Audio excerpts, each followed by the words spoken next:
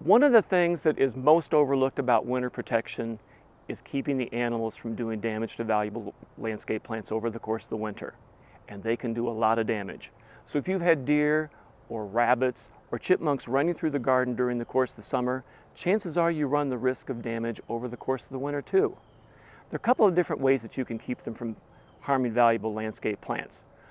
Repellents are one way, and they operate either on taste or smell. They're applied several times over the course of the winter to keep the animals away from the plants. Another way to do it is to simply exclude them.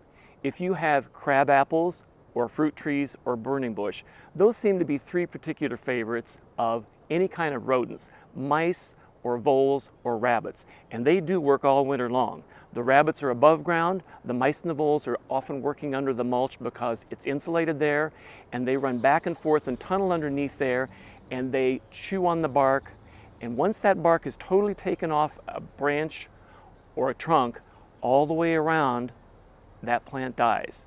So it's important to exclude those. So again, if you have burning bush, crab apples, or fruit trees, think about excluding them. You can use either hardware cloth or chicken wire. Just make a collar all the way around the plants, but make sure that you move the mulch and get down about an inch into the soil so that that is all the way down in there. Because again, as I said, they're working underneath and they will get underneath there and chew the bark off. So wrap that around, tie that, and then go ahead and put the mulch back in place. And that will discourage them from any kind of feeding damage. Another thing to think about is deer. And deer have two different ways that they can cause a lot of damage to your valuable plants. This little line right here on this particular tree, I don't know if you can see that or not, that was where a buck came through 10 years ago. And in the fall, when the hormones are running, the bucks are looking for something to scrape their antlers on to take the velvet off. And they look for trees that are small diameter, 3 or 4 inches in diameter, with branches 5 to 6 feet on the ground. They come in and they attack the tree and they rub back and forth. In doing so, they take the bark off. And if they don't snap the tree completely off, they cause wounding that can make it susceptible to insects and diseases. So that may be one of the reasons you're wondering why I have these stakes here.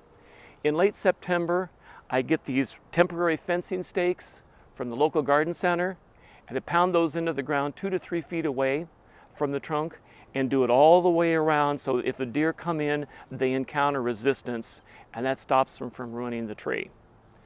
Let's take a minute and go and take a look at another way that we can exclude animals from feeding damage. Another big concern is the damage that deer can do from feeding.